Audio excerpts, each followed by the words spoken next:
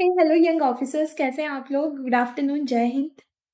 मुझे बहुत खुशी हो रही है कि जितने भी यहाँ पे मतलब आप लोग ने ज़रा भी रेस्ट करने को नहीं सोचा। अभी जो हमारा नया बैच शुरू हुआ है, आपकी जो क्लासेस मिस हुई है, वो भी आप यहाँ पे कंप्लीट कर रहे हो और हेलो यंग ऑफिसर्स कैसे हैं आप लोग? तो उसके अलावा जो है नए बच्चे यहाँ पे हैं। यूट्यूब में हमारा ये लाइव जो है उसके बाद डेमो क्लास की तरह डाला जाएगा। कम से कम हम कुछ क्लासेस वहाँ यूट्यूब के जो बच्चे हैं जिनको सोशियोलॉजी के बारे में कुछ आइडिया नहीं है, उनके लिए मतलब ये इनिशिएटिव लिया गया है। तो आपकी मैसेजेस देख के मुझे बहुत अच्छा लग रहा है। आईएस, तनु, अनीशा, सुमन, निधि, महांसी सब a very good afternoon. A, good to see you all again here और यहाँ पे हमारे नए बच्चे भी हैं, तो उनके साथ भी आपकी मतलब यहाँ दोस्ती हो जाएगी। आई होप मेरी आवाज़ आपको आ रही है, तो प्लीज़ मुझे थम्स अप दे दीजिए, ताकि हम यहाँ पे क्लास स्टार्ट कर सकें।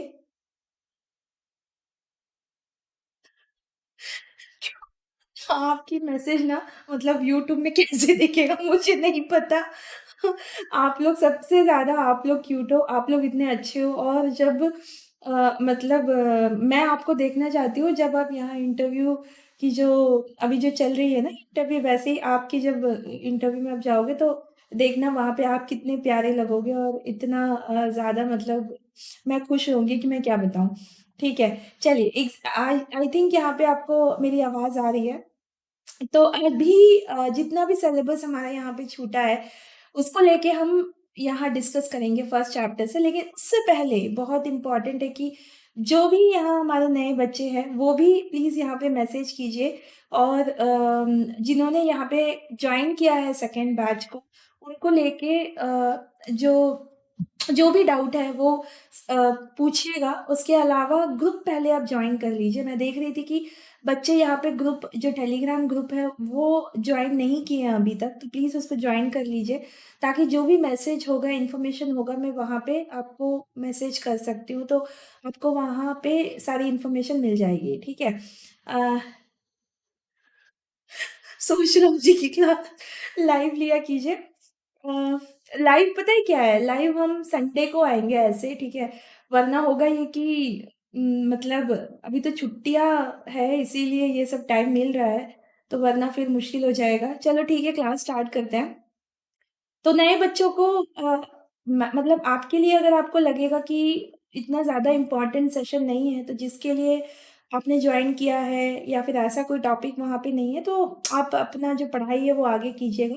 अगर आपको यहाँ पे रहना है, तो आप रह सकते हो। जिन्होंने यहाँ पे जो सेकंड बैच के बच्चे उनके लिए बहुत इम्पोर्टेंट है ये और वो इम्पोर्टेंट इसलिए है क्योंकि हाँ, दामिनी ये जो ग्रुप का लिंक है ना, ये टेलीग्राम जो पहले बैच के बच्चे हैं ना प्लीज़ बता दीजिए आप लोगों ने कैसे टेलीग्राम जॉइन किया था? तो नए बच्चों को थोड़ा हेल्प कर दीजिए।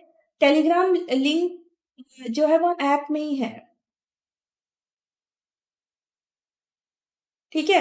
ऐप में ही है, तो वो हिसाब से आप वहाँ पे टेलीग्राम जॉइन कर सकते हो। अभी यहाँ पे सीनियर फर्स्ट बैच के बच्चे भी हैं, सीनियर नहीं बोलूँगी फर्स्ट बैच के बच्चे हैं, तो वो हेल्प कर देंगे आपको यहाँ पे ग्रुप कैसे जॉइन करनी है।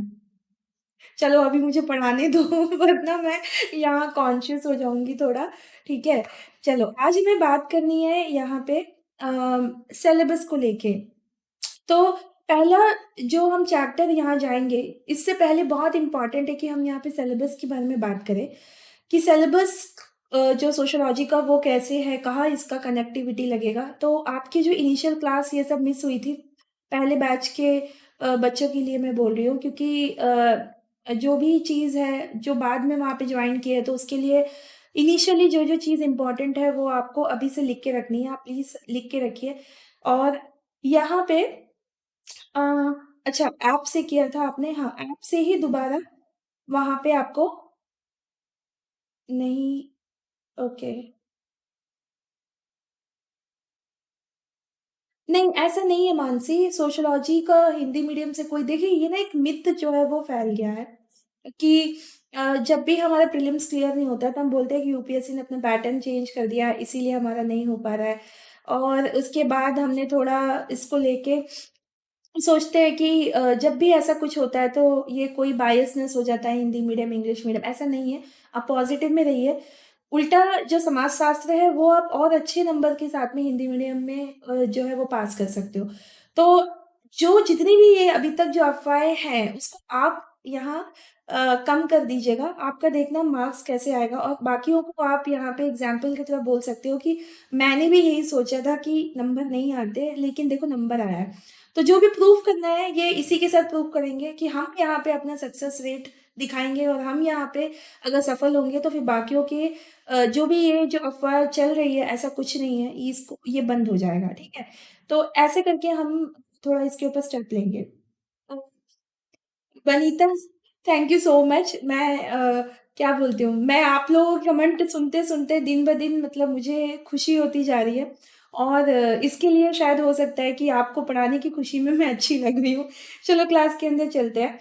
देखिए सिलेबस को लेके सबसे पहले मैं हमेशा ही क्लास में ये बोलती हूँ कि आप जो है अपना सिलेबस को एकदम घोट के पी जाइएगा, ठीक है? तो सिलेबस थोड़ा समझते हैं सोशो का कि इसको लेके मतलब पेपर 1 में क्या दिया गया है क्योंकि बहुत कभी-कभी हमें पता भी नहीं चलता कि ये सिलेबस हमें कहाँ काम आ जाएगा क्योंकि कभी-कभी ऐसा होता है कि इंटरव्यू के समय में वो जो हमारे बोर्ड मेंबर होते हैं वो ऐसा कुछ पूछ लेते हैं, जो हमने सोचा भी नहीं होगा कि इंटरव्यू में ऐसा कुछ पूछा जाएगा। इसीलिए इंटरव्यू की आप केवल अच्छे से एक प्रैक्टिस कर सकते हो। कोई ये नहीं बता सकता कि इंटरव्यू में जो है वो इस तरह का क्या बोलते हैं, ये क्यों नहीं आया? तो अभी हम सीधा सिलेबस में चलते हैं।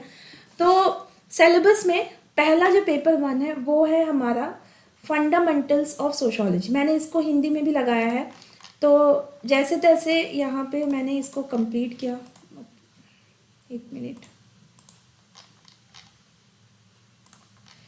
वर्ड में ना यही एक प्रॉब्लम है, तो बार-बार जो है अपना पेन वो चेंज करना होता है, ठीक है।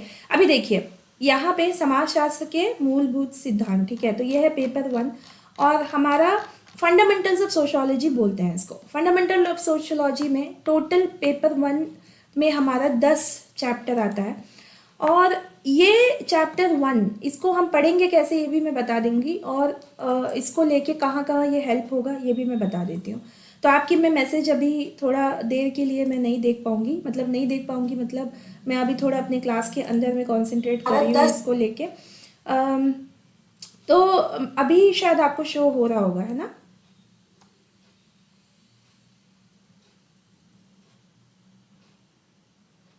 ओके, देखिए इसको लेके पहली बात कि पहला चैप्टर में है क्या? सोशियोलॉजी एज़ ए डिसिप्लिन मतलब कि सोशियोलॉजी एज़ ए डिसिप्लिन के बारे में बात किया है कि ये सब्जेक्ट है क्या? इसका जन्म कैसे हुआ? ठीक है? और उसके अलावा यहाँ पे इस टॉपिक के अंदर दिया है, पहला टॉपिक है modernity and social change in Europe. तो मैं इसमें पढ़ रही हूँ, हिंदी मीडियम बच्चे यहाँ से थोड़ा-सा सिलेबस जो है आपको खुद को डाउनलोड करके इसको रखना है और मैं अभी बता दूँगी कि कैसे हम इसको पढ़ेंगे और कितना ईज़ी है देख लेना इसमें। मॉडर्निटी मतलब कि यूरोप में ऐसा क्या हुआ, ठीक है? क्योंकि ये यूरोप के बारे में ही बताएगा, तो ये सबसे पहले तो कनेक्ट करेगा यहाँ पे वर्ल्ड हिस्ट्री के साथ में। तो हमारा सिलेबस ही ऑप्शनल से स्टार्ट नहीं हो रहा है। ऑप्शनल मतलब कि एक समुद्र की तरह होता है कि सारे के सारे टॉपिक उसमें से आपको आनी चाहिए। लेकिन हमारा इतना आराम है कि हमें जीएस की तरह लगता है। उल्टा जीएस अगर पढ़ लो तो ऐसा हो जाता है कि अरे यार इससे अच्छा तो अब हमारा ऑप्शनल इतना ईजी है। नॉर्मली ऑप्शनल इतना ईजी लगता नहीं है, काफ़ी बुक होता है। तो ये जो है ना modernity and social change in Europe, ये हमारा वर्ल्ड हिस्ट्री में या तो हम अभी पढ़ लेंगे तो वर्ल्ड हिस्ट्री में काम आ जाएगा और वर्ल्ड हिस्ट्री में अगर पढ़ा है तो ये आपको अच्छे से समझ में आ जाएगा। तो ऐसे करके ये एक टॉपिक दिया है। हुआ ये था कि यूरोप में ऐसा मॉडर्निटी मतलब कि एक ऐसे खुले विचार वाली जो एक धाराएं बही थी और वो सारी चीज़ हम वहाँ पे डिस्कस करेंगे कल वाले क्लास में। कल मतलब आगे वाले क्लास में। उसकी वजह से यहाँ बहुत ज़्यादा चेंजेस देखने को मिला था यूरोप में और आपको मैं एक एक चीज़ कनेक्ट करके बताऊंगी जिसकी वजह से सोशोलॉजी का एक डिसिप्लिन और एक नया सब्जेक्ट वहाँ पे जो है नाम दिया गया अगस्त कॉम्टे जी का, जिसको फादर ऑफ सोशोलॉजी बोलते हैं और इससे ही सोशोलॉजी का जन्म हुआ। तो इसको ये टॉपिक ही यहाँ पे ऐसा दिया है कि modernity and the social change in Europe and emergence of sociology. देखो ये एक दूसरे से कनेक्टेड ही है। कैसे मॉडर्निटी आया इसको हम पढ़ेंगे, फिर उसके वजह से कैसे एक सोशल चेंज आया, सामाजिक बदलाव, और यूरोप में इसकी वजह से कैसे सोशोलॉजी सामने आया। तो ये एक ऐसे बोल सकते हैं ना कि आप इसको लेके ऐसे समझोगे कि एक सब्जेक्ट का जन्म हुआ और वो सब्जेक्ट को लेके कैसे सिलेबस में दिया है आपको यहाँ पे जो है समझना है। उसके बाद में आप देखिए कि सेकेंड टॉपिक यही में दिया है, scope and subject of comparison with other social sciences. मैं बार बार यहाँ सिस्टम में चले जाती हूँ, एक मिनट।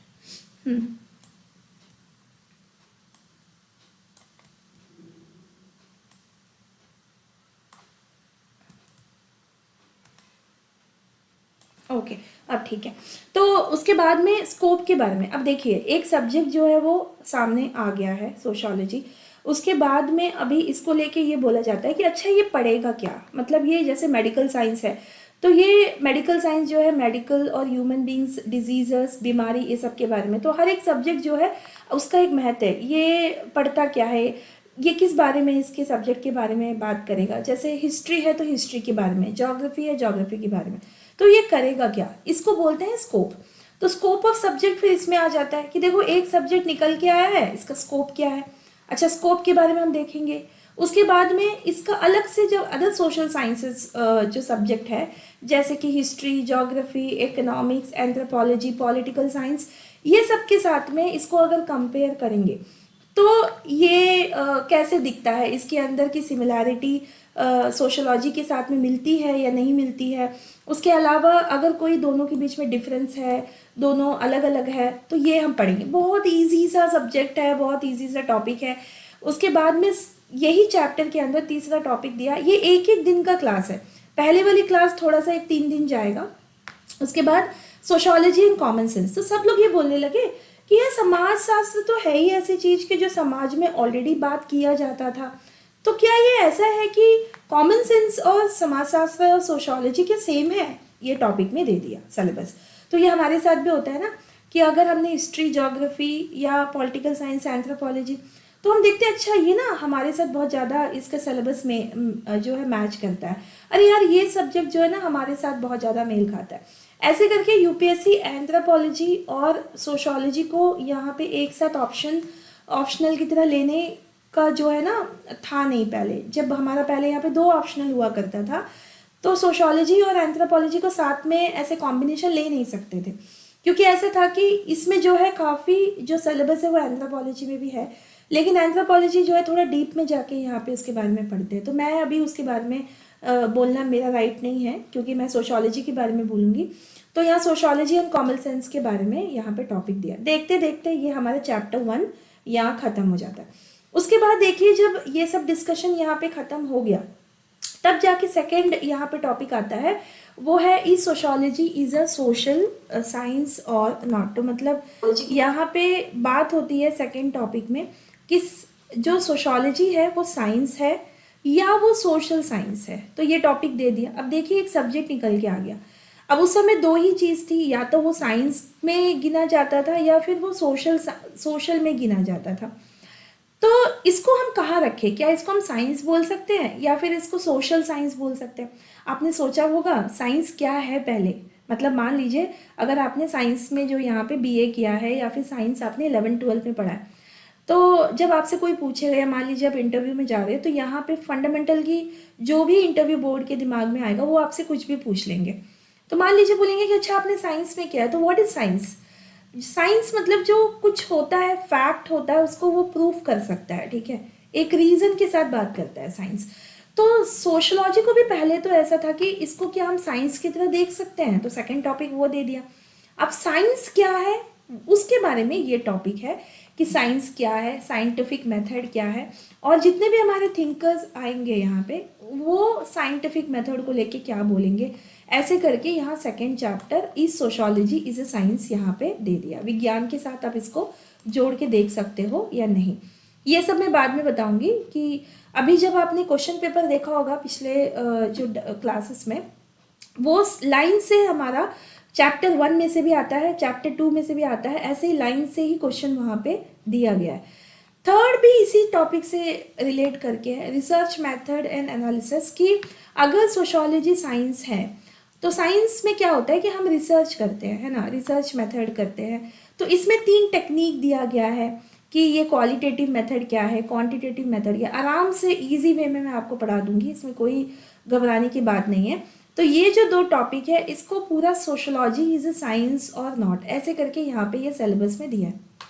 अब नॉर्मली होता ये है कि ये टॉपिक बच्चों को थोड़ा टफ लगता है, मतलब ऐसा है कि ये थोड़ा फैक्ट टाइप का है ना, जिसको साइंस नहीं आता है, जो आर्ट्स कॉमर्स के, ऐसा नहीं कि हम इसके अंदर जाके बहुत ज़्यादा साइंस का कुछ पढ़ेंगे, ऐसा कुछ नहीं है। तो मैं क्या करती हूँ, सीधा पहले चैप्टर 1 हम यहाँ पे ख़त्म करेंगे और सीधा जाएंगे हम चैप्टर 4 में, जो हमारा बेस है, जो हर एक ऑप्शनल सब्जेक्ट का बेस होता है, क्योंकि वो यहाँ पे थिंकर्स के बारे में बात करता है। देखना यहाँ पे हमारा थिंकर ABCDE यहाँ पे मीड तक आता है, 6 थिंकर्स है। अब हम क्या करते हैं कि पहले चैप्टर हमने पढ़ा कि सोशियोलॉजी क्या है, उसके बाद मैं सीधा यहाँ पे चैप्टर 4 पहले यहाँ पे कंप्लीट करेंगे, और हमारा जो 1 महीने का समय है वो इसी में लगेगा, क्योंकि हमने थिंकर पढ़ना है और थिंकर में जो दिया वही पढ़ना है। तो थिंकर पढ़ते हुए होगा ये कि जो चैप्टर 2 और 3 है ना, वो यहाँ पे अच्छा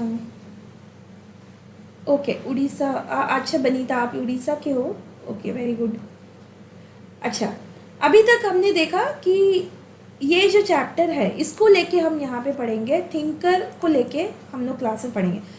मैंने बहुत जगह देखा है और किसी से भी मैंने मतलब जब मैंने क्लासेस वगैरह जो है बच्चों से पूछा है, या फिर जो सोशियोलॉजी का यहाँ पे क्लासेस लेते हैं, होता ये है कि उनको सीधा यहाँ पे चैप्टर 2 और चैप्टर 3 पढ़ा दिया जाता है। चैप्टर 2 एंड चैप्टर 3 में इस तरह से हमें इसको हैंडल करना है कि इसको लेके थिंकर्स ने क्या बोला, और थिंकर्स को जब तक हम यहाँ पे पढ़ेंगे नहीं तो चैप्टर 2 और चैप्टर 3 हमें आराम से समझ में नहीं आएगा। तो हम आराम से पढ़ेंगे, इसीलिए हम पहले यहाँ पे सोशियोलॉजिकल थिंकर को कंप्लीट करेंगे, उसके बाद चैप्टर 2 और चैप्टर 3 में जाएंगे, ताकि वो आपको आराम से समझ में आ जाए। तो पहले यहाँ पे चैप्टर 4 में कार्ल मार्क्स को लेके दिया गया है, historical materialism, mode of production, alienation, class struggle. गिनती के 4 टॉपिक है और 4 टॉपिक ही पढ़ना है, इसके अलावा और कुछ नहीं है, ठीक है। ये खत्म हुआ, उसके बाद इमाइल डर्कीम है। इमाइल डर्कीम का डिवीजन ऑफ लेबर है, सोशल फैक्ट है, सुसाइड है, रिलीजन है, सोसाइटी है। बहुत मज़ा आने वाला है थिंकर्स को पढ़ के, और ये सब ना आपके सिलेबस में जो है आप एकदम से लिख दीजिए इसको, ठीक है।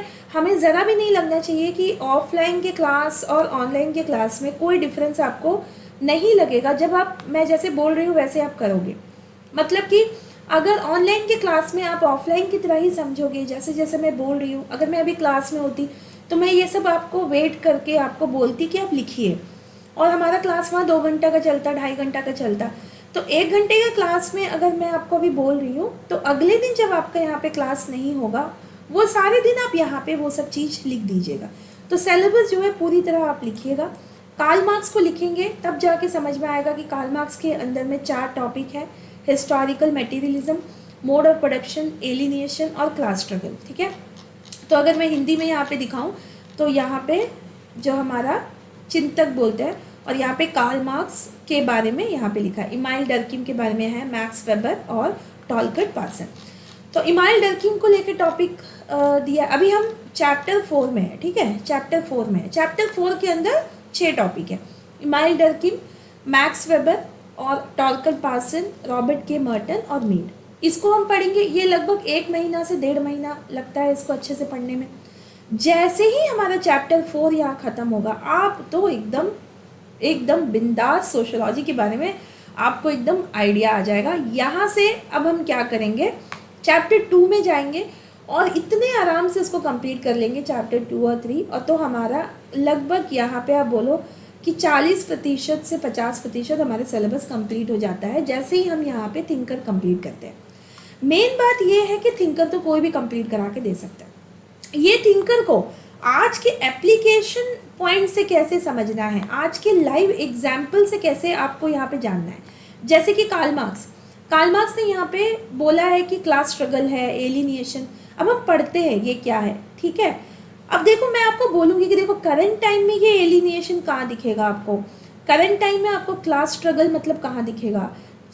हो सकता है न्यूज़ में कुछ आया हो तो मैं वहाँ से वहाँ लिंक करते जाऊँगी, तब आपको प्रैक्टिकल वे में समझ में आएगा। अच्छा मान लीजिए आपको मिलता है कि apply the Karl Marx in the day to day life, आपके निजी जो डे टू डे आपकी जो लाइफ है उसमें आप कार्ल मार्क्स को अप्लाई कीजिए। आप कैसे करेंगे, अब भाई समझा होगा तब जाके हम कार्ल मार्क्स को अप्लाई कर सकते हैं कि कार्ल मार्क्स ने क्या बोला था। 4 चीज़ें याद है, historical materialism, mode of production, alienation, class struggle. यार क्लास स्ट्रगल, मान लीजिए हम यहाँ पे काम पे जा रहे हैं और वो काम के वहाँ पे हमारा यहाँ पे क्लास देखने को मिलता है। आप इस तरह से कार्ल मार्क्स को समझोगे कि आज के टाइम पे उसको अप्लाई करके आराम से बता दोगे।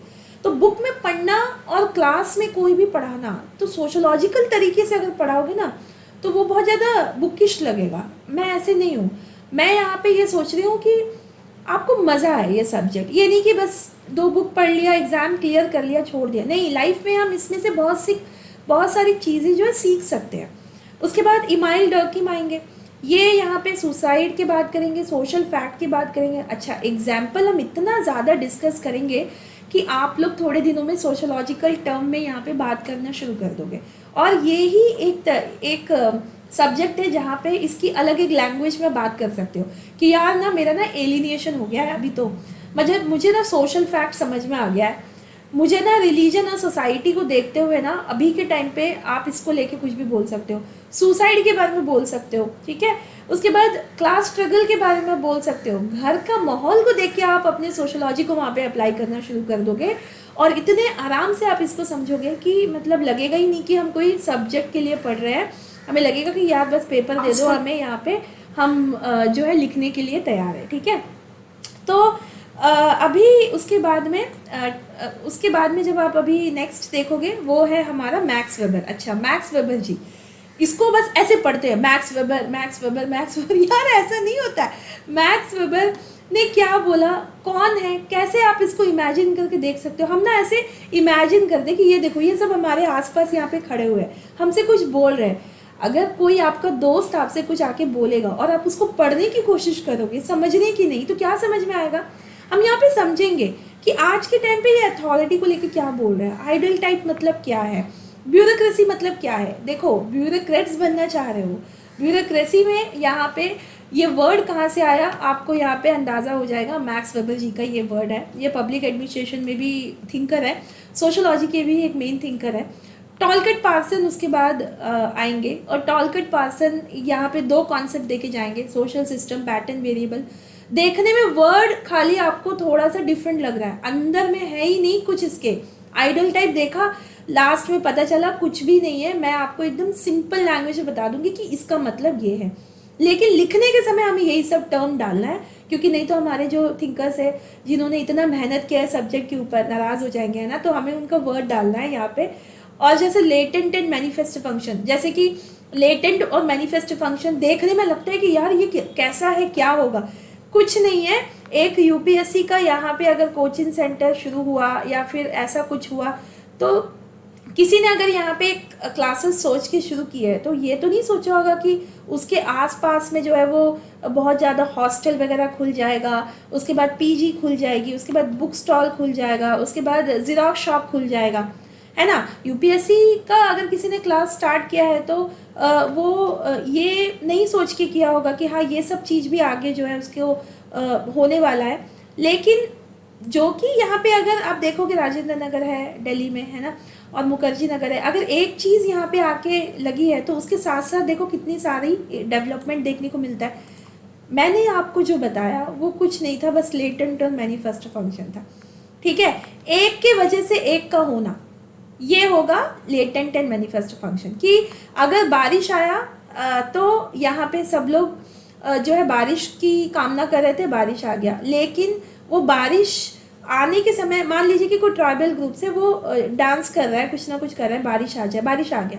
अब बारिश आने के बाद वो भूल जाता है कि बारिश में वो कितने खुश भी है।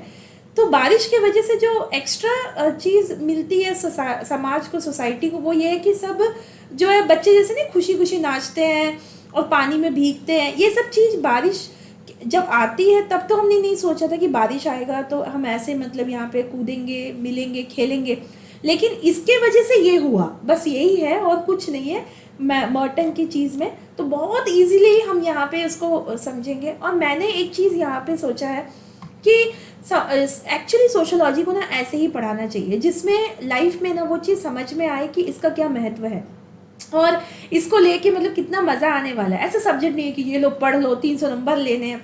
3 इडियट का याद है आपको? 3 इडियट में लाइफ इज अ रेस, ठीक है? तो जब वायरस जो है बोलता है तो आमिर खान जो है वो हंसता है, life is a race if you can't run, ऐसे करके जो भी डायलॉग बोलता है। तो बस ये ना रेस नहीं है यूपीएससी। मैंने ना इसको बहुत अच्छे से ऐसे समझ लिया कि टेंशन लेके कुछ नहीं होने वाला। पक्का अगर आपका निकलता है तो उसके पीछे आपकी मेहनत तो है, लेकिन साथ साथ आपके पेरेंट्स की मेहनत भी होगी, या फिर थोड़े जो सब बहुत लकी नहीं होते हैं, पेरेंट्स का सपोर्ट भी ज़्यादा नहीं मिलता है, या फिर जिसकी शादी हो जाती है, जिसके घर पे थोड़ी प्रॉब्लम होती है, वो सब भी यहाँ एग्ज़ाम निकालते हैं। और वो जब अपना एग्ज़ाम निकालते हैं ना तो वो यही बोलते हैं कि यार ये एग्ज़ाम ना बहुत कुछ सिखा गया। तो बस यही एक जो फील है ना जो आपको एक संतुष्टि दे देगा कि यार जो मतलब मैंने सोचा था ना वो हो गया। तो बस ये सब्जेक्ट भी वैसा है जिससे बहुत कुछ आपको सीखने को मिलेगा और इसको हम ऐसे ही लेके पढ़ेंगे, ठीक है? तो लाइफ इज़ अ रेस बोल के मैं आपको वहाँ पे ऐसे नहीं बोलूँगी, तो हम एंजॉय करके पढ़ेंगे, ठीक है? उसके बाद देखो देखते देखते पता भी नहीं चला, यहाँ पे हमारा थिंकर जो है वो 4 खत्म हो गया, चैप्टर 4 खत्म हो जाएगा। चैप्टर 5 यहाँ पे आएगा स्ट्रैटिफिकेशन एंड मोबिलिटी। अब यहाँ से जो मेन सोशोलॉजी यहाँ से चल रहा है कि हमने जो भी अभी तक पढ़ा है अपने थिंकर को, आगे बस उनके नाम आएंगे और हमें उनको अप्लाई करना है। इनके अलावा 2 या 3 ऐसे थिंकर का नाम आपको अपने तरफ से सोच के देखना है जो आप अपने आंसर में यहाँ पे लिख सकते हो एक एक टॉपिक के बाद में। जैसे कि स्ट्रैटिफिकेशन एंड मोबिलिटी का अगर आप देखोगे यहाँ से जीएस को लेके काफ़ी मटेरियल आपको मिलेगा। अगर आपने वहाँ पे थिंकर का नाम डाल दिया, कार्ल मार्क्स, डर्कीम, तो बन गया सोशोलॉजी आंसर। इनका नाम निकाल दिया और केवल ऐसे ही कंटेंट लिख दिया तो वो आपका जीएस का आंसर बन गया। तो इसको लेके सबसे पहले देखो स्ट्रैटिफिकेशन मतलब कि समाज कैसे बटा हुआ है, ठीक है? अब समाज कैसे बटा हुआ है तो इसके ऊपर टॉपिक है इक्वालिटी, इनइक्वालिटी, हायरार्की, एक्सक्लूजन। तो आज के टाइम पे ये सारी चीज़ है। अगर आपने इकोनॉमी में देखा होगा तो इकोनॉमी पॉलिसी या फिर हमारा जो पॉलिटी, कॉन्स्टिट्यूशन, संविधान, जितनी भी चीज़ें अगर वहाँ पे लिखी गई है वो इसी को देख के लिखी गई है कि इक्वालिटी के ऊपर किसी को भी यहाँ पे इनइक्वालिटी की बात ना हो। और हायरार्की जो है वो तो हर जगह होती है, जैसे क्लास में होता है ऊपर से लेके नीचे तक रैंकिंग, ठीक है? कास्ट में होता है। और एक्सक्लूजन की बहुत ज़्यादा हट के रहना समाज से, कौन बेचारे गरीब हम यहाँ पे जो है एक्सक्लूडेड हो जाते हैं, या फिर आज के टाइम पे कौन हट के रहता है, ट्रांसजेंडर को हम यहाँ पे एक्सक्लूड कर देते हैं। उसके बाद एलजीबीटी जो है हमारी कम्युनिटी है उनको हमने एक्सक्लूड कर दिया। बहुत पहले जो है वुमेन्स को एक्सक्लूड किया करते थे, लेकिन आज जो है एक नई पावर के साथ में इतना ज़्यादा स्टेप लेने के बाद में आज जाके थोड़ा हक मिला है, तो एक्सक्लूडेड नहीं बोलेंगे, आज तो पार्टिसिपेशन, और ये भी संविधान के थ्रू ही हुआ है। तो हम ना इसको ऐसे, ये एक ऐसा सब्जेक्ट है जिसमें आप पॉलिटी भी पढ़ सकते हो, इकोनॉमी भी पढ़ सकते हो, ठीक है? एक ही तरीके से मोनोटोनस नहीं जाएगा कि एक ही सब्जेक्ट पढ़ रहे हैं, बोर हो गए यार, मतलब कभी तो भगवान आके बचा लो हमें, ऐसे नहीं होगा। बहुत मज़ा आएगा, हर एक टॉपिक जो है अलग से एक दूसरे के साथ जो है कनेक्टेड है। उसके बाद इसमें थ्योरीज ऑफ सोशल स्ट्रैटिफिकेशन है। ये देखो हमने जो यहाँ पे 6 थिंकर्स ऊपर पढ़े हैं, आगे आपको दोबारा उसको पढ़ने की ज़रूरत नहीं। देखिए बाकी सब्जेक्ट में ऐसा नहीं होता है, बाकी सब्जेक्ट में जो है अलग अलग थिंकर्स, अलग अलग एरिया, बहुत ज़्यादा लंबा लंबा यहाँ पे सिलेबस है वो पढ़ना होता है। और यहाँ पे मैं इसलिए आपको बहुत आराम से बता रही हूँ क्योंकि ऑप्शनल को अगर आप इतना ज़्यादा टेंशन नहीं लेके पढ़ोगे तब जाके आपका मेंस में अगर जीएस का भी कोई क्वेश्चन छूट गया, छूटना तो नहीं चाहिए, फिर भी अगर ठीक से नहीं किया है तो एक लास्ट हमारे पास एक रामबाण होता है, वो है ऑप्शनल सोशियोलॉजी का, और हम उसमें जब नंबर निकाल लेते हैं तो हमारा फिर सिलेक्शन कोई नहीं रुकता है। तो वही है यहाँ पे। इसको लेके 5वां चैप्टर में ये छोटी छोटी टॉपिक है, इसको लेके हम पढ़ेंगे ग्रुप्स के बारे में, जेंडर के बारे में, एथनिसिटी के बारे में। और ये सब चीज़ है ना इंडियन सोसाइटी में आपको GS 1 में क्वेश्चन ऐसे पूछ लेते हैं। और सोशो वाले बच्चे जो 80 नंबर और 90 नंबर है वहाँ पे वो अच्छा से करके जो पेपर 1 में भी अच्छे नंबर आ जाती है। 6ठा चैप्टर जो है वो है वर्क एंड इकोनॉमिक लाइफ। तो देखिए, अब आपको ऐसे सोचना है कि ये सिलेबस कैसे मुझे याद होगा। जब हम पैदा होते हैं तो हमारा यहाँ पे कास्ट जो है सर्टिफिकेट या फिर बोला जाता है ना कि आप कौन से कास्ट में हो। वैसे सामने से अगर नहीं भी बोलते हैं तो भी कास्ट तो चलता ही है। आप जनरल में आ रहे हो, ओबीसी में आ रहे हो या रिजर्व कैटेगरी में आ रहे हो। उसके बाद जब जो इंसान है वो बड़ा होता है, वो अपना काम को लेके बात करता है। तो देखो, छठा जो यहाँ पे चैप्टर है वो है वर्क एंड इकोनॉमिक लाइफ, कि हर एक समाज में किस तरीके से यहाँ पे काम को देखा गया था। ये भी बड़ा अच्छे से हमारा सिलेबस है ना उसी में दे दिया है। ऐसा नहीं कि वर्क एंड इकोनॉमिक लाइफ में इतना सारा चीज़ डाल के रख दिया है कि कहाँ से पढ़ेंगे और कहाँ को छोड़ेंगे पता ही नहीं चलेगा, बल्कि हमें बस इतना ही पढ़ना है कि देखो स्लेव सोसाइटी में काम कैसा हुआ करता था, फ्यूडल सोसाइटी में कैसे हुआ करता था। एक एक टर्म को मैं आपको यहाँ पे एक्सप्लेन करूँगी कि इसका मतलब क्या है, इंडस्ट्रियल कैपिटल सोसाइटी में क्या है। और ये जो है ना इंडस्ट्रियल कैपिटल सोसाइटी, ये आज को लेके टुडे, कि इसको लेके आज का टाइम में काम कैसे चल रहा है। जैसे कि गिग इकोनॉमी के बारे में बात हो रही है। अब इकोनॉमी वाली चीज़ हम यहाँ पे भी अपने आंसर के एंड में, अभी ये सिलेबस होने के बाद में मैं आपको स्ट्रक्चर ऑफ आंसर कैसे करना है वो मैं आपको बताऊंगी। इसको लेके यहाँ पे बात आज के टाइम पे क्या हो रहा है इसके साथ हम कनेक्ट कर सकते हैं। तो इसलिए मैं बोल रही थी हर एक टॉपिक में करंट अफेयर्स हम ऐड करने के लिए हमें मिलता है। जो भी हम आज पढ़ रहे हैं क्वेश्चन पेपर में, न्यूज़पेपर में, उसको दोनों को मिला के हम आराम से यहाँ जो हमारे आंसर में लिख सकते हैं। उसके बाद फॉर्मल इकोनॉमी क्या है, इनफॉर्मल ऑर्गेनाइजेशन ऑफ वर्क क्या है। देखो, समाज एक ऐसी चीज़ है जहाँ पे सब चीज़ यहाँ उसके ऊपर डिपेंड है, इकोनॉमिक स्टेटस, पॉलिटिकल। तो ये सब टॉपिक ऐसे ही दिया है जिससे आपको पता चलेगा कि समाज में इसका प्रभाव क्या पड़ता है। 7 चैप्टर देखते देखते यहाँ पे पॉलिटिक्स एंड सोसाइटी कि अब जो है राजनीतिक तरीके से हमें थोड़ा देखना पड़ेगा कि समाज को कैसे, मतलब एक पॉलिटिक्स के साथ में देखा गया है। उसमें थ्योरीज ऑफ पावर हमें यहाँ पे 3-4 थ्योरी है वो पढ़ना है। और छोटी छोटी टॉपिक है, नेशन क्या बोलते हैं, स्टेट किसको बोलते हैं, सिटीजनशिप किसको बोलते हैं। और आपको पता है यूपीएससी ने यहाँ पे प्रीलिम्स में इसको लेके क्वेश्चन पूछ लिया था, what do you understand by the term state. ये प्रीलिम्स में आ गया। अब आपको इससे ये होगा ना कि देखो बहुत अलग अलग टाइप से आप पढ़ रहे हो, ऐसा नहीं है कि सेम पढ़ रहे हो। तो बहुत ज़्यादा नॉलेज आपको यहाँ से आती जाएगी। इकोनॉमी के बारे में आपको यहाँ पे इंफॉर्मेशन कलेक्ट होना स्टार्ट हो जाएगा। पॉलिटिक्स के बारे में आपको डेमोक्रेसी, सिविल सोसाइटी, जो भी आज के टाइम पे चल रहा है, जितने भी फार्मर्स मूवमेंट अभी तक हुए हैं, अभी इकोनॉमी में क्या चल रहा है, अदानी ग्रुप के बारे में जितना यहाँ पे डिस्कशन हुआ था उसको आप कैसे जोड़ सकते हो, प्रोटेस्ट को कैसे जोड़ सकते हो, एजिटेशन क्या होता है, मूवमेंट्स क्या होता है। आपको याद है कि जो यूपीएससी को लेके जितनी बार भी प्रीलिम्स होता है उसके बाद वहाँ पे एक प्रोटेस्ट शुरू हो जाता है, ठीक है।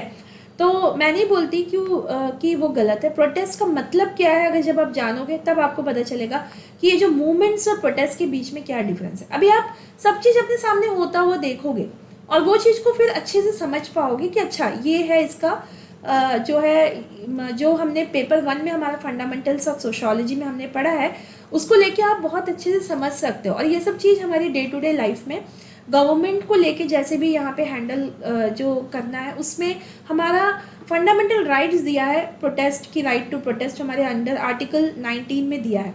तो ये सब आप कनेक्ट कर पाओगे, ठीक है। ऐसा नहीं है कि ऑप्शनल की सब्जेक्ट अलग है, आप उसको अलग ही कहीं लेके चल रहे हो। तो इसीलिए बोलते हैं कि ऐसा सब्जेक्ट चुनिए जो आपको बहुत ज़्यादा इनरिच करेगा और बाकी सारी जगह से आपको हेल्प मिलेगा कि अच्छा ये टॉपिक में ये बोला गया था तो ये मैं इसके अलावा, ऑप्शनल के अलावा बाकी सब्जेक्ट में भी लिख सकता हूँ, ठीक है। तो ऐसे करके ये 7 चैप्टर हमारे यहाँ ख़त्म होता है। उसके बाद में हाँ, सोशोलॉजी के हेल्प से सोसाइटी और निबंध, हाँ, latent and manifest function, excellent, ऐसे ही है, ठीक है। बस जो मर्टन ने बोला है, अब हम जाके मान लीजिए आप आपस में बात कर रहे हो तो सोशोलॉजी वाले ऐसे बात करेंगे, यार क्या है, जैसे मुझे खुद बच्चे यहाँ पे टोटम बुलाते हैं, ठीक है। टोटम का मतलब क्या है ना, वो डरकीम वाले को, मतलब डरकीम की जो बात आएगी तो वहाँ पे वो डरकीम को लेके जब हम बात करेंगे तो आपको ही पता चल जाएगा नए बैच बच्चों को कि टोटम क्या होता है। और टोटम आपके लिए आपकी फैमिली हो सकती है, टोटम तो बाकी किसी को समझ में नहीं आएगा। जैसे कि पेट्रियार्की वर्ड ऐसा है कि पहले जो किसी को ज़्यादा पता नहीं थी, तो अब तो यूपीएससी का सिलेबस चेंज होने के बाद में जीएस में ऑप्शनल की तरह ही वो क्वेश्चन पूछ लेता है, तो हम ऑप्शनल वाले बच्चे जो है ना ज़्यादा अच्छे से कर पाएंगे वो क्वेश्चन। तो ऐसे भी मैं बोलती हूँ कि अगर आपको क्या बोलते हैं, जो पेपर में दूसरा जो सब्जेक्ट है वो तो हमें आता ही है, और जो बाकियों को थोड़ा सा अनकंफर्टेबल होगा वो टॉपिक वो भी हमें आता है, तो फिर हम तो फिर कमाल कर जाएंगे, ठीक है। तो इसीलिए इसकी कॉन्फिडेंस ही अलग है, क्योंकि एक कॉन्फिडेंस मैंने भी यही सोचा था, इसीलिए तो यही कॉन्फिडेंस से जब लिखा एग्ज़ाम, तो इसी की वजह से मेरा यहाँ पे क्लियर हुआ। मैं सोच रही हूँ आज एक वीडियो रिकॉर्ड करूँ, जिससे यहाँ पे मैं आपको अपने बारे में भी कुछ एक्सपीरियंस बताऊँ, तो देखती हूँ। चलिए, 8वां जो यहाँ पे है वो है religion and society. Religion and society 8वां टॉपिक है, जिसमें हमें धर्म को लेके यहाँ पे बात होता है। वापस वही है कि देखो, सिलेबस बहुत क्रिप्स एंड क्लियर दिया है कि थ्योरी के बारे में हम यहाँ पे डिस्कस करेंगे, कैसे कैसे प्रैक्टिस होती थी, एनिमिज्म किसको बोलते हैं, मोनोइज्म किसको बोलते हैं, सेक्ट क्या होता है, कल्ट क्या होता है। जितने भी अभी हमारी राम मंदिर का यहाँ पे उद्घाटन हुआ है, और जितनी भी यहाँ पे, तो हमने यहाँ पे कल्ट को देखा, ठीक है, सेक्ट क्या होता है, तो वहाँ आपको पता चल जाएगा। मैं भी आपको यहाँ पे डिस्क्राइब नहीं करूँगी फिर भी। तो रिलीजन एंड सोसाइटी जो 8वां चैप्टर। अच्छा, उसके बाद हमारी फैमिली आती है, तो फैमिली क्या होता है, हाउस होल्ड क्या है। देखो, शादी को लेके कितनी तरीके की फैमिली आजकल के टाइम पे, किस तरह का फैमिली दिखता है, न्यूक्लियर फैमिली क्या है, जॉइंट फैमिली क्या है, और आपको लीनेज और डिसेंट मतलब कि वंश को लेके किस तरह का वंश की बात कर रहे हैं इंडियन सोसाइटी में। अगर ये सब है तो और कहीं सोसाइटी में कहीं कोई डिफरेंट है क्या, इस सब चीज़ को लेके हम यहाँ पे पढ़ेंगे। तो होता ये है कि ऐसा आपको आइडिया हो जाता है कि चैप्टर 5 से आप देखोगे, कास्ट, बच्चा पैदा हुआ, कास्ट को लेके बात हुई कि कौन से यहाँ पे, उसके बाद उसको वर्क एंड इकोनॉमिक लाइफ के बारे में उसको काम करना पड़ रहा है। 7वां, उसके बाद में वो चाहता है कि इलेक्शन में वो वोट डाले, नहीं पहले तो काम कर रहा है 14-15 साल में भी, मतलब 18 साल तक, उसके बाद वो वोट डाल रहा है, पॉलिटिक्स आ गया। रिलीजन एंड सोसाइटी, लाइफ में धर्म को लेके भी हम अपने रिलीजन को लेके बहुत ज़्यादा सीरियस रहते हैं। उसके बाद फिर लाइफ में जब सब कुछ कर लिया, तो हमने यहाँ पे जो है अपने फैमिली के बारे में सोचा, मैरिज के बारे में सोचा। उसके बाद जैसे ही फैमिली और मैरिज हुई, तो हमारी लाइफ में यहाँ पे बदलाव आ गया, सोशल चेंज खत्म। पेपर 1 याद हो गया ऐसे ही, पेपर 1 सोशोलॉजी, ऐसे पेपर 1 का जो टॉपिक 1 है सोशोलॉजी डिसिप्लिन कैसे आया। पेपर 2 क्या ये साइंस है या सोशल साइंस है। उसके बाद रिसर्च एंड मेथड देखेंगे। चौथा चैप्टर में जो है थिंकर्स के बारे में पढ़ेंगे। 5वां चैप्टर स्ट्रैटिफिकेशन की, बटा हुआ कैसा है समाज। छठा जो है काम के बारे में कुछ बात कर रहा है, वर्क एंड इकोनॉमिक लाइफ। 7वां हम वापस 18 साल के हो गए तो पॉलिटिक्स कुछ वोट डालेंगे, ठीक है। 8वां जो है धर्म को लेके हम यहाँ पे अपने लाइफ में थोड़ा सीरियस हो जाते हैं, रिलीजन एंड सोसाइटी। उसके बाद फिर फैमिली एंड मैरिज के बारे में सोचते हो, सोशल चेंज आ गया। अब ये सोशल चेंज में यहाँ पे दिया है कि थ्योरीज ऑफ सोशल चेंज और एजेंट ऑफ सोशल चेंज क्या है, मतलब कि ये सामाजिक जो बदलाव है आते कैसे, पढ़ाई से आता है भाई, हमने पढ़ लिया, कल को हम आईएएस बन जाएंगे, बदलाव आ जाएगा, हम खुद बदलाव ला देंगे अपने फैमिली में भी, अपने समाज में भी, और अपने जो आसपास जो हमारे जो काम के सिलसिले में जहाँ पे भी हम जाएंगे वहाँ पे। उसके अलावा हेल्थ, अच्छी हेल्थ होगी तो बदलाव आ जाएगी। उसके बाद कैसे बदलाव आ सकता है, टेक्नोलॉजी से। देखो, ये ऐसे हम यहाँ पे हमें लिखना है, तो एजुकेशन तो दिया है, उसके अलावा और ये जितनी चीज़ें यहाँ पे हम पढ़ेंगे ना, सबको हम यहाँ पे करंट के साथ देखना जोड़ सकते हैं। टेक्नोलॉजी, अभी एआई आ गया, अब एआई आ गया तो ये कैसे बदलाव लाएगा, ठीक है। उसके बाद एजुकेशन को लेके न्यू एजुकेशन पॉलिसी आप जीएस में पढ़ोगे।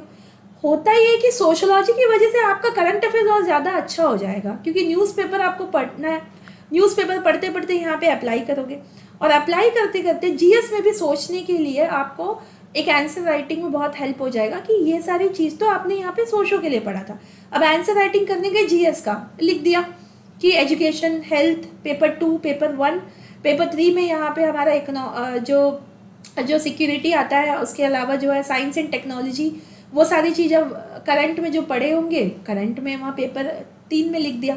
तो बहुत ज़्यादा नहीं पढ़ते हुए भी बहुत ज़्यादा काम आ जाता है जितना पढ़ा है ऑप्शनल की वजह से। तो ऐसे करते करते हमारा 10 चैप्टर यहाँ ख़त्म हो गया। 2 महीने में हमारा ये क्लास यहाँ पे पेपर 1 ख़त्म हो जाएगा। पेपर 2 की तरफ चलते हैं। पेपर 2 में अगर हम यहाँ पे देखेंगे, देखो मैं हिंदी में भी आपको दिखा रही हूँ यहाँ पे जो,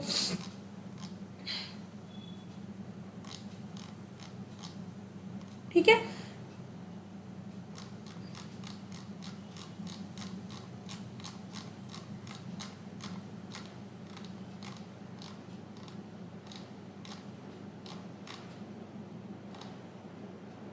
हम्म, तो पेपर 2 आ गया इधर। उसके बाद हमारा पेपर 2, पहले मैंने यहाँ पे हिंदी में लगाया, तो पेपर 2 भारतीय समाज, ठीक है, उसको लेके, और ये टिपिकली हमें इंडिया, हर एक ऑप्शनल की जो पेपर 2 होती है वो थोड़ा इंडिया के बारे में बोला जाता है उसमें। तो ये हमारा पेपर 2 है। ये जो एग्ज़ाम है ये होगा 2 बजे से 5 बजे, ठीक है। और वो जो एग्ज़ाम होगा पेपर 1 का वो हमारा होगा 9 बजे से जो है दोपहर के 12 बजे, मेंस के लिए मैं बोल रही हूँ। इसमें दिया है पूरा का पूरा इंडियन सोसाइटी। अब ये है ना, उसमें 10 टॉपिक है, इसमें जो है ABC ऐसे दिया है। ए में हमारे यहाँ 2 टॉपिक है, बी में यहाँ पे 6 टॉपिक है, सी में यहाँ पे 7 टॉपिक है।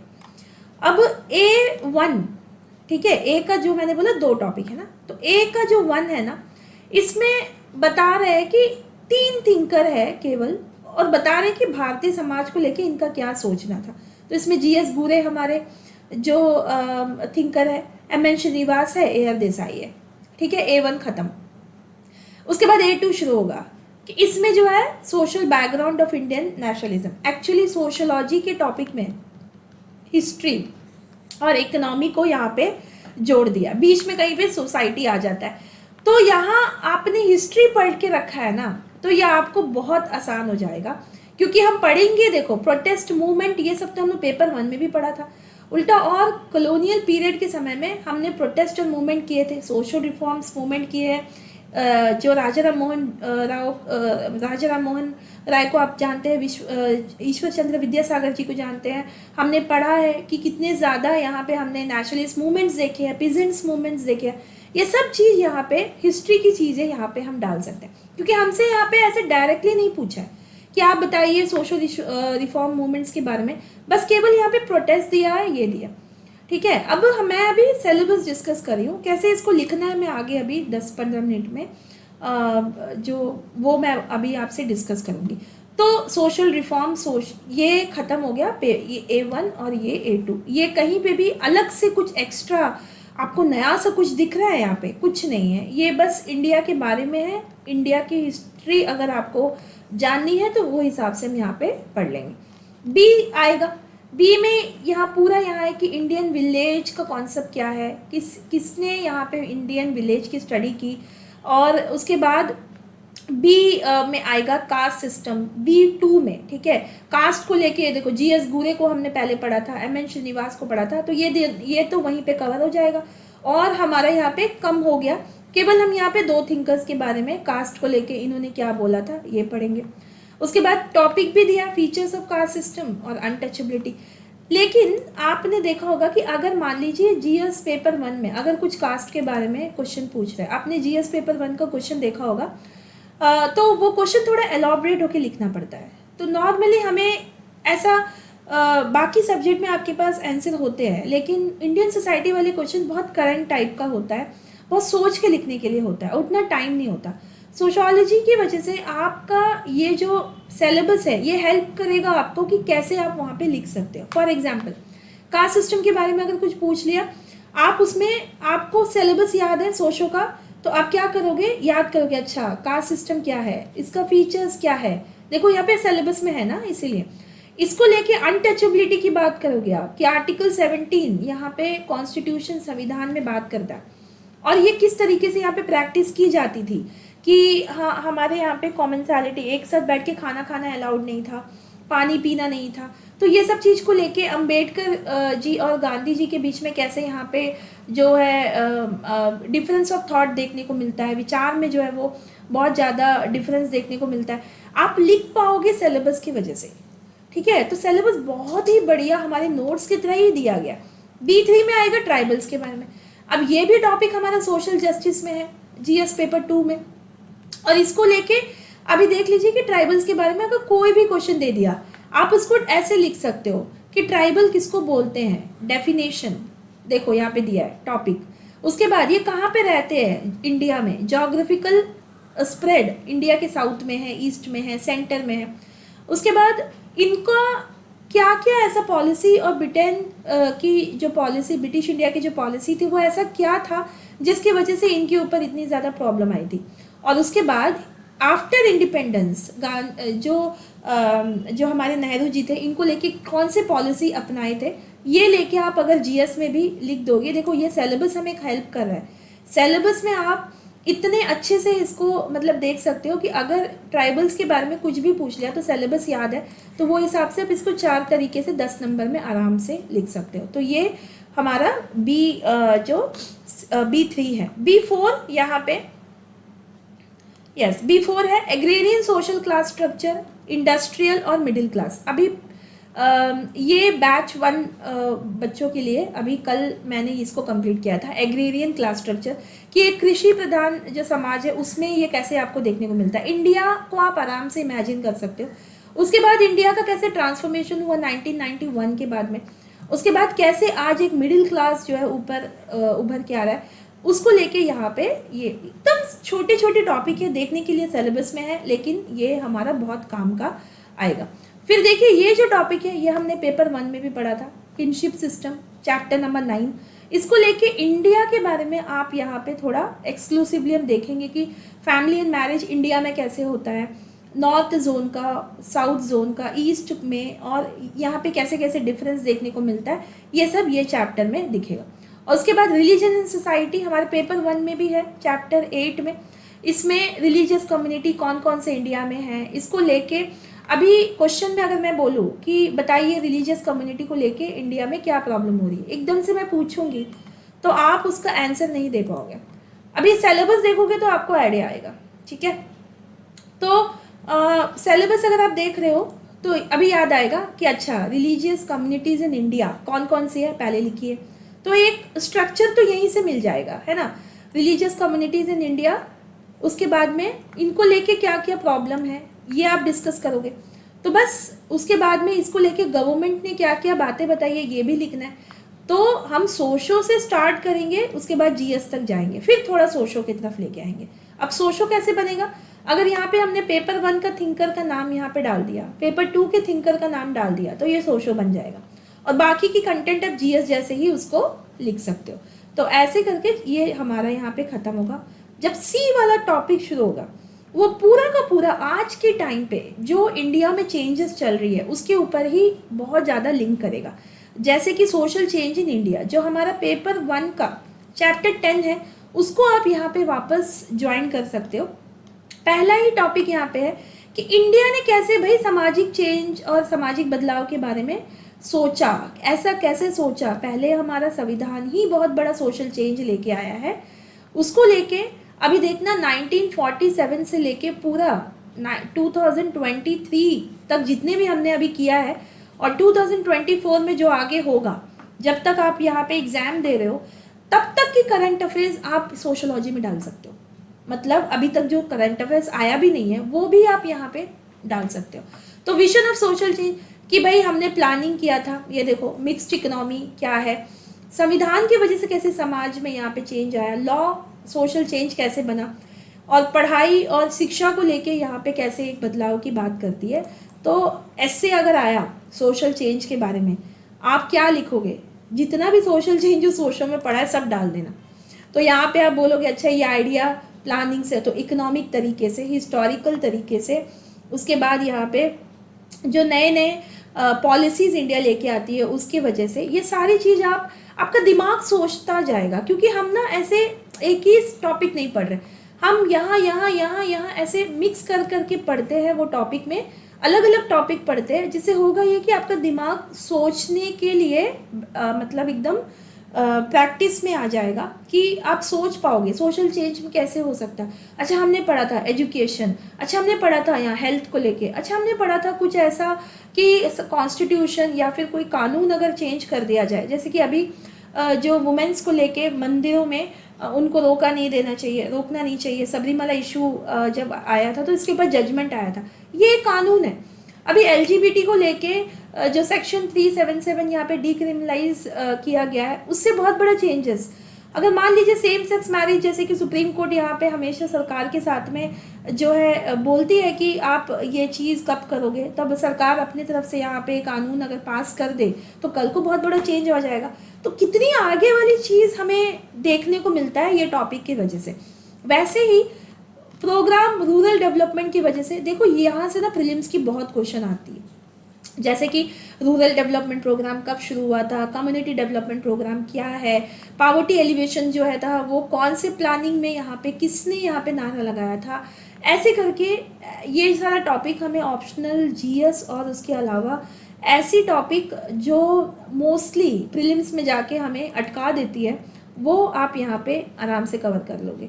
ग्रीन रेवोल्यूशन, सोशल चेंज कैसे बना, फिर उसके बाद हमारा इंडियन एग्रीकल्चर में टेक्नोलॉजी के साथ हमने कैसे इसको, अभी के टाइम पे ये सब करंट है, चल ही रहा है, ऐसा नहीं है हम कोई जो है पिछले सदी का बात कर रहे हैं, ऐसा कुछ नहीं है, पिछले सदी से भी जुड़ेगा और आगे वाले आने वाली जो टाइम है उसके साथ भी हम यहाँ पे इसको जोड़ के देख सकते हैं। फिर अभी जो हो रहा है इंडस्ट्रियलाइजेशन की, जहाँ जहाँ जो है वो बिल्डिंग बन रही है, अर्बनाइजेशन प्रॉब्लम, मतलब अर्बनाइजेशन हो रहा है प्रोसेस, इंडस्ट्रियलाइजेशन हो रहा है, इससे कैसे एक अर्बन सेटलमेंट बन रहा है, कैसे एक सिटी की लाइफ की तरफ लोग जा रहे हैं, कैसे माइग्रेशन जो एक बहुत बड़ी प्रॉब्लम निकल के आ रही है आजकल हर एक राज्य में, जहाँ से लोग जा रहे हैं वहाँ के लिए भी प्रॉब्लम है, क्योंकि इससे क्या होता है ना, डेमोग्राफी चेंज होता है। एक डेमोग्राफी मतलब कि हमारी जो जनसंख्या है उसके बारे में पढ़ना, ठीक है, तो डेमो मतलब ग्राफी मतलब पढ़ना, राइट, तो डेमोग्राफी। उसके बाद अब वर्किंग क्लास का कैसे स्ट्रक्चर देखने को मिलेगा, ऐसी जगह जो बहुत ज़्यादा डेवलपमेंट हो रहा है, लोग वहाँ आके ज़्यादा बस रहे हैं, ठीक है, और वहाँ पे फिर कल को जाके क्या प्रॉब्लम आ सकता है, कल्चर में जाके वहाँ पे बहुत ज़्यादा मिक्सिंग हो जाएगा। तो करंट की जो चीज़ें हैं जो हमें दिखती नहीं है प्रॉब्लम, वो केवल हमें बस ऐसे दिखती है कि अच्छा ये माइग्रेशन हो रहा है, हम यहाँ पे सोचेंगे अच्छा माइग्रेशन हुआ तो उसका समाज में क्या असर होगा, उसके औरतों पे क्या असर होगा, बच्चों पे क्या असर होगा, कल्चर पे क्या असर होगा, पॉलिटिकली ये क्या असर देखने को मिलेगा। ये सारी चीज़ हम देखते देखते यूपीएससी का जो एसए का पेपर है ये बहुत मल्टीपल डायमेंशन के साथ आपको यहाँ पे बात करना है, तभी जाके यहाँ पे एसए में अच्छे नंबर आते हैं। आपके लिए एकदम चुटकी भर में आप आराम से सोच सकते हो, क्योंकि हमारे सिलेबस में इतना कुछ दे दिया। कल को पता चला सोशो पढ़ने गए थे, वापस निकले तो पढ़ के निकले यहाँ पे इकोनॉमी और पॉलिटिक्स और उसके बाद रिलीजन और बाकी सब पढ़ लिया, बस सोशो पता नहीं कहाँ था। ठीक है, तो ऐसा हमारा सिलेबस है। तो देखो मैं तो यहाँ पे बोल ही रही हूँ कि मुझे बहुत मज़ा आया था पढ़ने के समय में, तो इसीलिए मैं ऐसे ही, मतलब मैं आपको यहाँ पे बोल रही हूँ कि ऐसे ही मज़ा आएगा। तो यहाँ पे देखिए चाइल्ड लेबर को लेके, तो चाइल्ड लेबर को लेके आप क्या क्या सोच सकते हो, इंडिया में चाइल्ड लेबर कब आया, आज के टाइम पे इसका क्या स्थिति है, कुछ कमीशन ने, कुछ रिपोर्ट ने कुछ बोला होगा, सब यहाँ पे आप लिख सकते हो। और वो लिखते लिखते आपका ऐसा सपोर्ट बन जाएगा जीएस के लिए कि जीएस के लिए भी आपको यहाँ वो चीज़ आप यहाँ पे लिख सकते हो, ठीक है। स्लम्स एंड डेप्रीवेशंस इसको लेके, फिर पॉलिटिक्स एंड सोसाइटी दिया है जिसके जो है नेशन, डेमोक्रेसी, सिटीजनशिप, ये सारे टॉपिक हमने चैप्टर 7 में पेपर 1 में पढ़ा है। फिर भी यहाँ पे हमने दोबारा अभी पढ़ना है, तो अब वहाँ पे आपने एजिटेशन पढ़ लिया, प्रोटेस्ट पढ़ लिया, तो ये बहुत आराम से आपको यहाँ समझ में आ जाएगा, दोबारा पढ़ने की ज़रूरत नहीं, लेकिन फिर भी हम पढ़ेंगे तो आपको बहुत आराम लगेगा ना। ऐसे यहाँ पे प्रेशर नहीं आएगा कि हर दिन एक नए चैप्टर में नया कुछ पढ़ रहे हो, और अगर थोड़ा थोड़ा कुछ नए नए पढ़ के बाकी सारी चीज़ जो है वो थोड़ी बहुत आपको आ रही है तो आपको और ज़्यादा कॉन्फिडेंस आता जाएगा यहाँ पे। और वैसे ही सोशल मूवमेंट्स यहाँ पे है, वो मूवमेंट्स में जो हिस्ट्री में आपने देखा होगा, peasants movements, women's movements, backward class movement, ठीक है, और इन्वायरमेंटल मूवमेंट, चिपको मूवमेंट जैसे, एथनिसिटी आइडेंटिटी मूवमेंट जो मणिपुर इशू में यहाँ पे आया था, ऐसा कितनी चीज़ें हैं जो हम टॉपिक के अंदर आराम से करंट अफेयर्स के साथ पढ़ सकते हैं। वैसे हमारा पॉपुलेशन डायनामिक्स आता है, इसमें हम पॉपुलेशन, ये हमारा GS paper 1 social Indian society में population and its dynamic issue, यहाँ पे वो है टॉपिक, उसके अंदर भी वो बहुत आपको हेल्प कर देगा। एनसीईआरटी है 11th की और 12th की। ज्योग्राफी के लिए भी ये हमेशा काम आता है। ह्यूमन ज्योग्राफी जो है उसमें बर्थ रेट क्या है, डेथ रेट क्या है, माइग्रेशन क्या है, ये सब ज्योग्राफी, ह्यूमन ज्योग्राफी में आपको आएगा। और आपने यहाँ पढ़ लिया तो इसके टर्म के साथ आप यहाँ पे आराम से किसी को एक्सप्लेन कर सकते हो कि ये सब क्या है। और उसके अलावा चैलेंजेस एंड ट्रांसफॉर्मेशन के साथ में देखो, ये सारी ऐसी टॉपिक है जो इकोनॉमी में ज़्यादा रिलेट होती है, क्योंकि लेकिन समाज से ही वो प्रॉब्लम उठ के जाती है। तो पावर्टी क्या है, डेप्रीवेशन, आप एक आईएएस ऑफिसर बनने का सपना अगर रखे हो तो ये सारी चीज़ों के साथ आप अच्छे से डील कर पाओगे कि कास्ट कॉन्फ्लिक्ट हो जाता है, वायलेंस हो जाता है औरतों के खिलाफ। मान लीजिए आपके जो बहुत जानता हुआ जो इंसान है उसने कुछ वायलेंस कर लिया, तो उसको लेके क्या क्या कानून है, क्या एक्ट है, आप कैसे उसको रोक पाओगे, कैसे यहाँ पे एजुकेशन में इलिटरेसी को जो कम करके यहाँ पे कैसे आप शिक्षित कर सकते हो, ये सारे टॉपिक है ना। एक बहुत अच्छा इंसान बनाने के लिए, पहले तो एक अच्छा इंसान बनाने के लिए मुझे लगता है ये बहुत बढ़िया टॉपिक है। उसके अलावा आप अगर सच में मुझसे पढ़ोगे तो मैं तो आपको पूरा एकदम फील के साथ में बताऊंगी कि पहले तो आप पहले एक अच्छा इंसान बनिए, तब जाके आप एक सिविल सर्वेंट अच्छा बन पाते हो, ठीक है।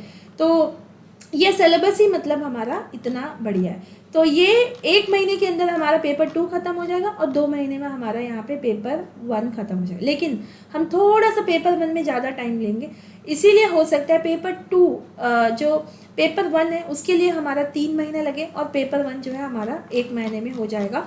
4 महीने का ये आराम से हमारा कोर्स यहाँ पे हो जाएगा। अब बात आती है कि लिखेंगे कैसे, ठीक है, इसको कैसे हम यहाँ पे स्ट्रक्चर करेंगे, हाउ टू राइट। और हमेशा बोला जाए तो how to structure your answer. अभी देखिए, आपने जो भी पढ़ना है पेपर 1 के लिए मैं अभी आपको जो बताऊंगी वो सब चीज़ यहाँ पे आंसर लिखते हुए आपको डालना है। तो मैं आपको रेडीमेड बता दूँगी। सबसे पहले कि इंट्रोडक्शन जो है वो आप क्या लिखोगे, ठीक है। जो चैप्टर 1 है हमारा, वो चैप्टर 1 हमेशा काम आता है एक आंसर को डिफाइन करने के लिए। लेकिन आंसर में हम कहीं पे भी ऐसे इंट्रोडक्शन लिखना नहीं है, आपको बस यहाँ पे लिखना है। दूसरा, आपको यहाँ पे पैरा में लिखना है। जीएस में आपको पॉइंट में लिखना है, यहाँ पे आपको पैरा में लिखना है। आपको तीसरा यहाँ पे थिंकर्स के नाम याद करके वो टॉपिक के साथ रिलेट करना है, ठीक है, थिंकर्स के नाम रिलेट करना है। चौथा, वो थिंकर्स ने अगर कोई बुक लिखा होगा तो वो बुक का नाम आपको लिखना है। तो इसके लिए केवल आपको पढ़ना है, तो वो टॉपिक को समझ के उसमें कौन से थिंकर आएंगे और उन्होंने क्या बुक लिखा है, इसको लेके मैं हमेशा बोलती हूँ चार्ट बना लेना, ठीक है। चार्ट अगर हम भी बनाएंगे तो हम पहले लिखेंगे चैप्टर 1। चैप्टर 1 में हम चार्ट में अगर मान लीजिए कि चैप्टर 1 का हमने कुछ हमने समझा टॉपिक, उसके बाद हमने यहाँ पे थिंकर, जितने भी यहाँ पे जो थिंकर है उन वो आए हैं इनका नाम लिख दिया। उसके बाद हमने यहाँ पे बुक्स का नाम लिख दिया उनका, ठीक है। और एक कॉलम को खाली रखिएगा, वो है पेपर 2 के लिए, क्योंकि यही हम यहाँ पे गलती करते हैं। पेपर 1 जब लिखते हैं तो पेपर 2 वाले थिंकर ये चैप्टर में कैसे रिलेट होंगे वो आगे आगे जाके आपको पता चलेगा, वो भी आपको ये आंसर में डालने हैं। जब पेपर 2 लिखेंगे तो पेपर 1 वाले थिंकर्स का नाम यहाँ पे डालना है। तो ये चार्ट भी बना के चलेंगे, तो चैप्टर 1 का जो है वो थिंकर का नाम यहाँ पे डालेंगे, बुक का नाम डालेंगे, ताकि बाकी पढ़ने के बाद में जब रिवीजन करने जाए तो केवल ये रिवीजन करे, तब आप आराम से आपको याद आ जाएगा, अच्छा ये टॉपिक पे ये थिंकर्स जाने, पहले से सोच के जाएंगे तो हमारा एग्जाम में जो आंसर बहुत बढ़िया बनेगा। थिंकर का बुक का नाम डाल दिया, उसके बाद आपने यहाँ पे करंट चीज़, यहाँ पे करंट अफेयर्स को लिंक करने की कोशिश की, अगर लिंक हो सकती है वो टॉपिक में तो करंट अफेयर्स लिंक करेंगे एग्जाम्पल की तरह, ठीक है। उसके बाद अगर पेपर 2 लिख रहे हैं तो पेपर 1 वाले थिंकर डालेंगे, और अगर जो पेपर 1 लिख रहे हैं तो पेपर 2 वाले थिंकर का नाम डालेंगे। तो ये भी हम यहाँ पे मिक्स करेंगे, राइट। उसके बाद आज के टाइम पे इंडियन सोसाइटी के साथ अगर आप इसको लिंक करके देख सकते हो तो देख लेना, मतलब कि कोई भी टॉपिक आपने पेपर 1 का ही क्यों ना शुरू किया हो, लेकिन पेपर 2 के साथ में अगर वो लिंक कर सकते हो तो लिंक करते हुए पॉजिटिव नोट्स के साथ में आप कंक्लूजन एंड करोगे, पॉजिटिव तरीके से कंक्लूजन एंड करोगे, कि हो सकता है वो कोई करंट इवेंट के साथ भी आप उसको एंड कर सकते हो। अब देखो, आंसर जब हमने लिखा तो इसमें केवल ये ही जो हमने चार्ट बनाया यही काम आएगा, थिंकर्स का नाम डालना है, और अलग अलग पर्सपेक्टिव के साथ में हम यहाँ पे लिखेंगे। पर्सपेक्टिव क्या होता है वो आगे क्लास में आपको पता चलेगा। जैसे कार्ल मार्क्स के तरीके से अगर ये टॉपिक को देखा जाएगा तो ये क्या कार्ल मार्क्स कैसे देखेंगे, डर्कीम इसको कैसे देखेंगे, जो मीड है वो कैसे देखेंगे, पार्सन कैसे देखेंगे, वैसे करके अलग पर्सपेक्टिव डालेंगे। और क्वेश्चन चाहे कैसे भी आओ, मैं आपको बताऊंगी कि आंसर राइटिंग कैसे आप स्ट्रॉन्ग कर सकते हो, और कैसे एक करंट अफेयर्स को आप यहाँ पे एक सोशोलॉजी के एंगल से वहाँ पे उसको ज्वाइन कर सकते हो, ठीक है। तो हमारे आंसर में इंट्रोडक्शन होता है, उसके बाद पैरा में, और पैरा भी जो है वो साइड हेडिंग के साथ में अगर आप लिखोगे, उसके बाद जो थिंकर नाम डाला है उसको आप ब्रैकेट में डालोगे, अंडरलाइन करोगे, तो क्लास जैसे जैसे चलेगी, अभी चैप्टर 1 जब हमारा शुरू होगा तो वो हिसाब से मैं यहाँ पे आपको बताऊंगी कि ये वाले चैप्टर में ऐसे क्वेश्चंस आती है और ये आंसर में आपको ये वाले थिंकर्स डालने हैं, इसको आपको ब्रैकेट में डालना है, इसको आपको अंडरलाइन करना है, ऐसे करके सब चीज़ मैं आपको यहाँ पे गाइड करूँगी। तो हमारा जो क्लास है उसमें ना केवल हम ये सीखेंगे कि हमारा जो सब्जेक्ट भी अच्छा से जाए, ठीक है, सब्जेक्ट और हमारा जो सिलेबस है उसको बहुत अच्छी तरीके से प्रैक्टिकली हम यहाँ पे समझें, ताकि मेंस हो जाए या लाइफ में कभी भी ये चीज़ हमें समझ में इतने अच्छे से आ जाएगी कि हम इसको कहीं पे भी अप्लाई कर सकते हैं, कैसे भी क्वेश्चन पूछे जाए हम यहाँ पे कंफर्टेबल रहेंगे। उसके बाद हम यहाँ पे आंसर राइटिंग स्किल भी हम यहाँ पे सीखते हुए जाएंगे, ठीक है। उसके बाद कैसे करंट अफेयर्स को लिंक करना है ये भी हम अपने क्लास में सीखते हुए जाएंगे। और आप जो है वीकली एक बार प्रैक्टिस कीजिएगा, प्रैक्टिस एनी क्वेश्चन जो टॉपिक हमारा यहाँ पे ख़त्म हुआ है उसको लेके, और उसमें खास करके करंट अफेयर्स के साथ में ज़्यादा लिंक करने की कोशिश करना, ठीक है। तो ये हमारा यहाँ पे आज का क्लास में मैंने सोचा सिलेबस के साथ डिस्कस करती हूँ, ताकि आपको कम से कम पता चल जाए कि कितना आराम से। और एक बात, जितने भी यहाँ पे आपने देखा होगा टॉपिक सिलेबस में, ऐसा एक टॉपिक नहीं है कि अगर इसमें से कोई क्वेश्चन आ गया तो मैं अभी के अभी नहीं लिख पाऊंगी, पक्का कुछ ना कुछ तो लिख ही दोगे। तो जब पढ़ के लिखेंगे तो सोचो और कितना कंफर्टेबल होगा। ऐसा होगा ना कि मुझे तो कुछ आते ही नहीं यार, सिलेबस देख के तो होश ही उड़ गए, सारे वर्क, इकोनॉमिक लाइफ, पॉलिटिक्स, कुछ तो है ऐसा जो आप यहाँ पे बोल सकते हो कि उसको लेके अगर मुझे कुछ नहीं आता तो लिख ही देंगे ना, कुछ तो नंबर कम आ जाए लेकिन लिख तो सकते हैं, ऐसा नहीं कि छूट जाएगा। तो ये है इसका एक बड़ा बेनिफिट, ठीक है। तो अभी आप मुझसे कोई डाउट पूछना चाहते हो तो पूछ सकते हो। अभी जितने भी, हाँ, salad ball model GS subject, हाँ ठीक है, ये जो आपने बोला ना सैलेड बॉल, ये क्या बोलते हैं, पेपर 2 में जब हम लोग ट्राइबल्स की डिस्कस करेंगे और उसके बाद जब हमने यहाँ पे इंडियन सोसाइटी का भी डिस्कस किया था, तो सैलेड बॉल अप्रोच मैंने आपको बताया था, सैलेड बॉल और मेल्टिंग पॉट, ये 2 पॉलिसी है, इसको लेके एक्सेलेंट, आपने तो अभी से यहाँ पे सीख लिया है, ठीक है, बात करेंगे। ओके, सो कोई डाउट है तो पूछिए। और आपको कॉन्फिडेंस आ गया होगा, अभी बहुत ज़्यादा कॉन्फिडेंस आया होगा। दोबारा अभी आपको क्या करना है, सिलेबस की एक प्रिंट आउट लेके अपने पास रखनी है, 2 नोटबुक बना लेना है। एक नोटबुक जो रनिंग नोट्स आप इसमें लिखोगे, क्लास को सुनते सुनते करंट अफेयर्स और जो भी, ऐसे सुनना नहीं है, नींद आ जाएगी नहीं तो, ठीक है, ऐसे लिखते रहना है, वो प्रैक्टिस आपकी चलती रहेगी। उसके बाद आप एक दिन की जो छुट्टी है उससे आप नोट्स लिखोगे जो हमारे पीडीएफ के साथ प्रोवाइड की जाएगी, उसको एक बार पढ़ लोगे और उसको फिर वापस फ्लो चार्ट के साथ अगर आप कुछ समझ रहे हो तो आप उसमें लिख सकते हो।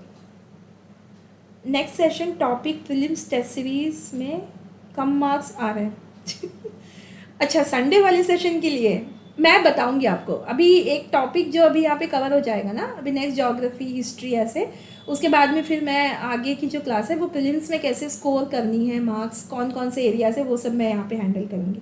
ओके, तो और कुछ किसी को डाउट है तो बता दीजिए, नहीं तो फिर क्लास एंड करते हैं। तो आप सबके साथ ये एक बहुत नाइस सेशन के साथ हो गया मेरा, बहुत बढ़िया सेशन गया है, तो फिर एंड कर दे क्लास, तो फिर नेक्स्ट क्लास में मिलते हैं सैटरडे को। Okay, thank you so much. यार मैसेज भी नहीं आ रहा है। ओके,